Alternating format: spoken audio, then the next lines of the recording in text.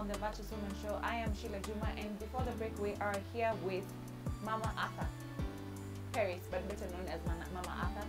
And we have been talking about her story, how she was in labor for 22 hours.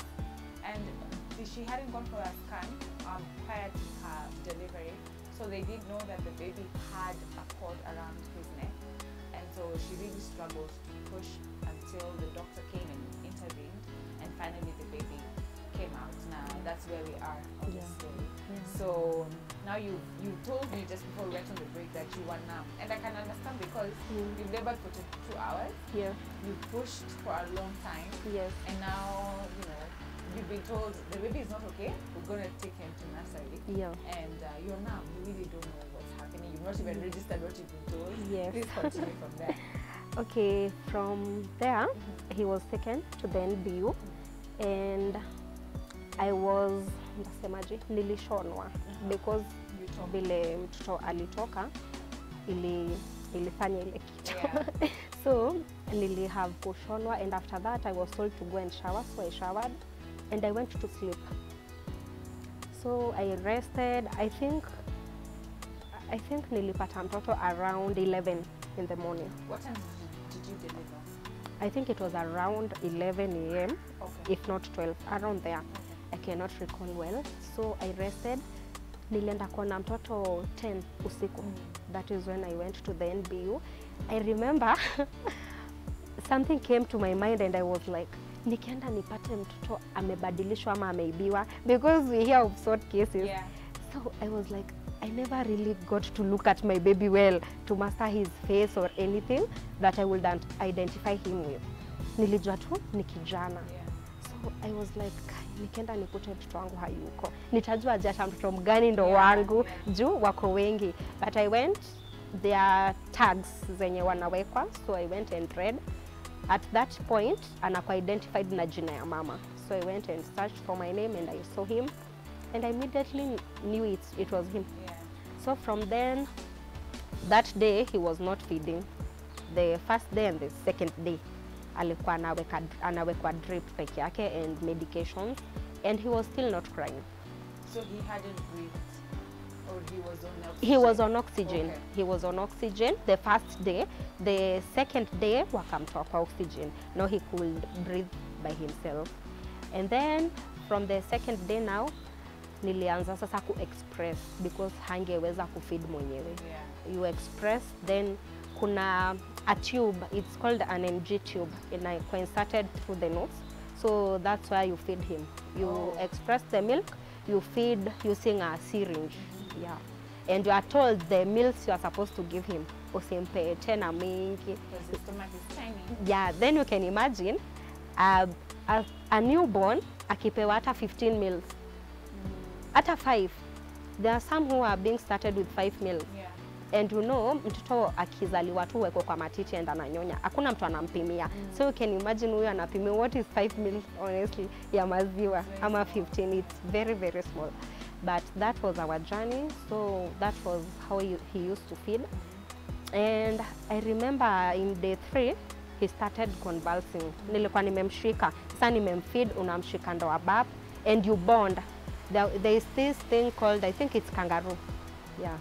Unaeka mtoto kwa chest, you bond with him. So that is what I was doing, and I saw my baby shaking. I didn't know what he was doing. Na nikauliza a mom seated next to me, mbona mtoto anafanya hivi? Ako sawa. She immediately called the nurse.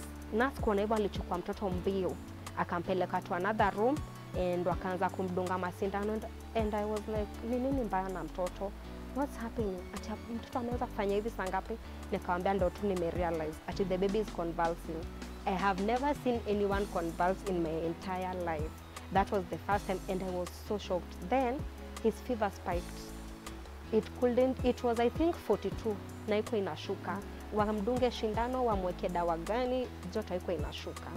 So again I was worried because hata hao wenyewe kulingana na vile wana act, yeah, even if they are not telling me, I know there's something wrong. So from there akatolewa, the room he was ilikuwa yenye you can be discharged. But sasa amehamishwa, amepelekwa room ya kwanza.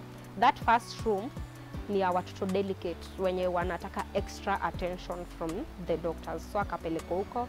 He stayed I think for 2-3 days, then akarudishwa the other room. So entirely NBU tulika 2 weeks. Okay. Yeah. At this time, did you know there was something wrong apart from the convulsion? Did you know that he may have had cerebral palsy? No, I didn't know. The only thing I could hear the doctor saying that the baby suffered birth asphyxia. That is the lack of oxygen in the brain. That is the only thing I could hear them say. And then I go Google, because they are not telling you. What it means? Yeah, they are not telling you what, even they are not telling you the condition of the baby. They are just telling you, mama, mtoto atakuwa sawa, mtoto atakuwa sawa, leo ameimprove, but hawakwambi the real reality of things. So ukisikia kitu, you note and you just go Google for yourself. Yeah. So at what point did you realize the baby had cerebral palsy? So from there, we were discharged after now 3 weeks, the 2 weeks in NBU, and again me I took another 1 week kwa ward because my BP haikuwa sawa. Yeah. So after 3 weeks we went home. From then mtoto hanyonyi, ha breastfeed kabisa, akona infections. I think it was because of the medications. Anapata sores kwa mdomo. He's just crying, he cannot breastfeed.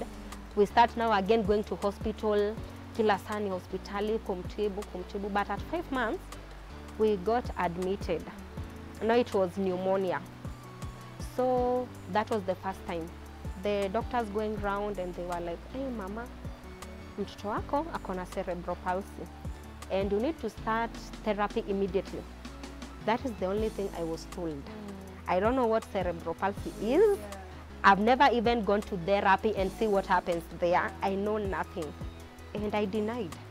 I never even took it serious. We went home. After a month, we got admitted again, the same hospital. Another doctor, a different one, came, said the same thing. Again, I never took it serious. Not the third time. We got again admitted, and it happened the same case. So I was like, how come 3 different doctors saying the same thing? And me, I could see my baby hasn't met any milestones. So he was about 6 months. Wow. 6 months, 7 months, baby cannot stand. The neck, he cannot hold his neck. His legs are not firm. The baby cannot even smile, hata hajui hiyo ni nini. Hakuna anything anafanya. But he was so sharp. Alikuwa anasikia sana. Sauti, akisikia hivi sauti ataface kwenye sauti inatoka. That is the only thing I could see him doing. So I was crying in the house. Nashindwa mbona mtoto wangu hanyonyi, mbona mtoto wangu hafanyi vitu zingine watoto wa rika yake wanafanya. So hiyo ilinisumbua sana. But sasa vile nilisikia the third diagnosis, nikaamua kwenda hiyo therapy. Kwenda therapy, nao therapist ndo ana assess mtoto, alafu sasa ndo akwambie anafaa kufanyiwa nini. So that is what happened. I went and I now confirmed. That's just Yeah. Maybe you can explain for us and the viewers who probably don't know what it is, what is cerebral palsy? Okay, cerebral palsy, it's a condition. It's not a disease. So many people think it's a disease. It's not, it's a condition or a disorder. CP affects movement, posture and muscle tone.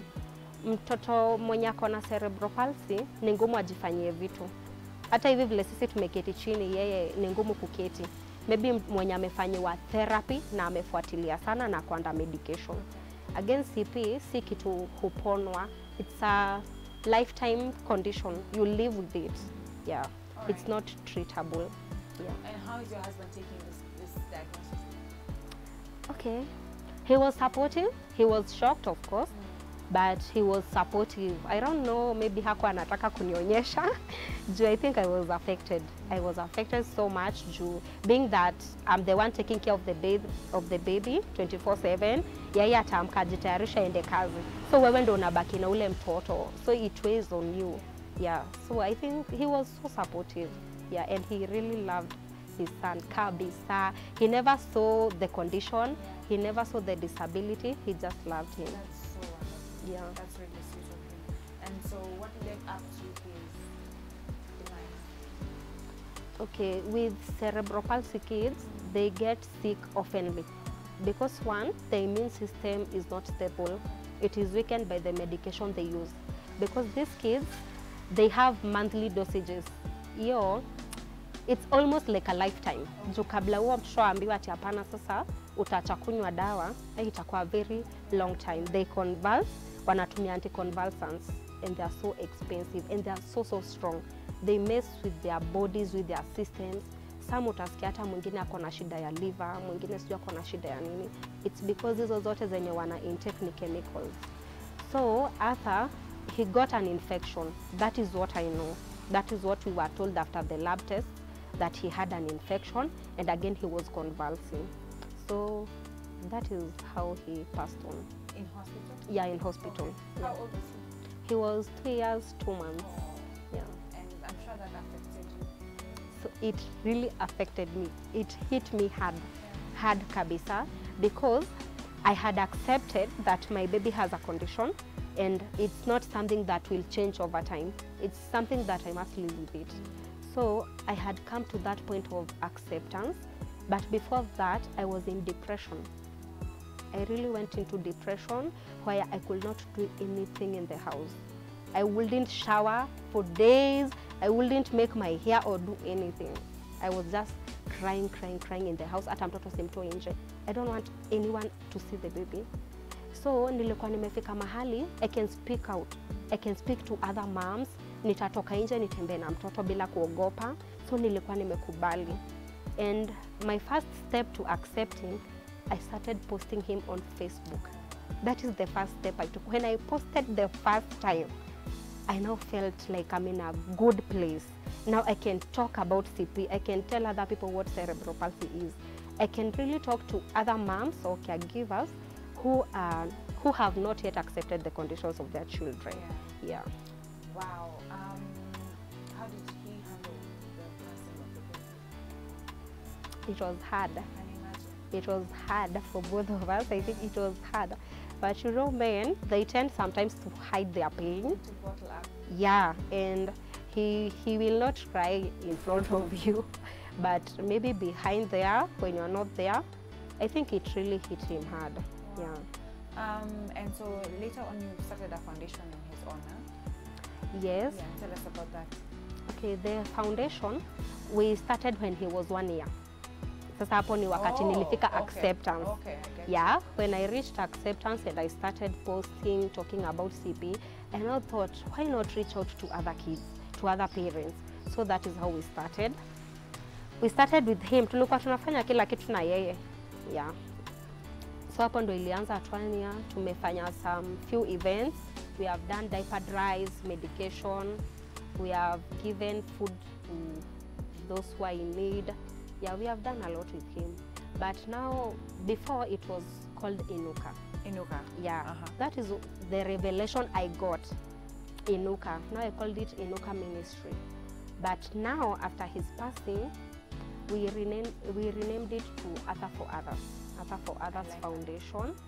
And I came to know, or I came to realize that Inuka, I think it was me being called and being told, no, you need to rise up. You need to rise up for these children. You need to rise up because of this condition. You've gone through the journey. You know what it takes. You know everything. Now, unaweza shika mwingine mkono. Yeah, it doesn't matter if it hurts, because it hurts. It really hurts. I think it's a love that hurts. Yes, I love those kids with passion. But again, I get reminded about my son. So sometimes I may find myself breaking down, but najipatia tu nguvu. Yeah. Awesome. I really like what you said, that you got to a place where you were able to realize that you've gone through something and that you are at a place where you can hold someone's hand and walk with them this journey. Yeah. That's really beautiful. Maybe you can share with us, our time is much spent, you can share with us your parting shots, that's your camera, and then also tell us where we can reach you. If there's anybody who would like to reach out to you concerning your foundation, let us know. Okay. This is what I would like to tell anyone out there. It doesn't matter if it matters disability or we are going through something in life, because I believe challenges are enormous. There are many. I would like to tell this to the viewers, that your broken pieces, a miracle can come out of your broken pieces, and it's you to put those broken pieces into work so that you can realize which miracle can come out of it. And God doesn't look for perfection. He does not look for perfection. He wants that broken you. Wewe mwenye unaona you are broken beyond repair, unajihurumia, unaona there is nothing you can do. God looks for such people. That's what I believe. And kama mimi ningekaa kwa situation yangu nijihurumie, I believe pengine singekuwa mahali niko sahi, ama singekuwa nawaongelesha or have even a foundation, because it's not easy. Lazima pia ujipatie nguvu, and you know there is life even beyond the challenges that we face. Challenges are here to shape us and to show us the road. Kama singepata Arthur with the condition with CP, singejua about CP. Actually, I didn't know, I never knew about cerebral palsy. So imenipeleka kwa safari ingine, and I believe this is my purpose. I'm serving and living my purpose, so I would encourage anyone out there. And about the foundation, Arthur for Others Foundation, we believe in love, care, and compassion for persons living with disability, especially children who have neurodiverse conditions. One of them is cerebral palsy. And my number, if you would love to contact me, is 07 00 06 8417. 07 00 06 8417. And we have an event planned, a charity event. It will be next month, December 16th of December 2023. It will be on a Saturday from 10:30 a.m. to 2 p.m. Location ni pale Shabab Social Hall, and you are all welcome. Tunahitaji diapers, tunahitaji wipes, tunahitaji maziwa, tunahitaji foodstuffs, bill za unga, hata wao wafurahie na washerehekee pia Christmas kama wale watu wengine. Thank you so much, Paris, for coming, Mama Arthur. That was really beautiful, and I'm so happy that God has brought you to where you are at the moment, and we do wish you all the best. Thank you. In your foundation. You're doing a great work. Thank you so much for staying tuned. This has been the Virtuous Woman Show with me, Sheila Juma. I'll see you same time, same place next week. Have a great rest of your week. Bye-bye.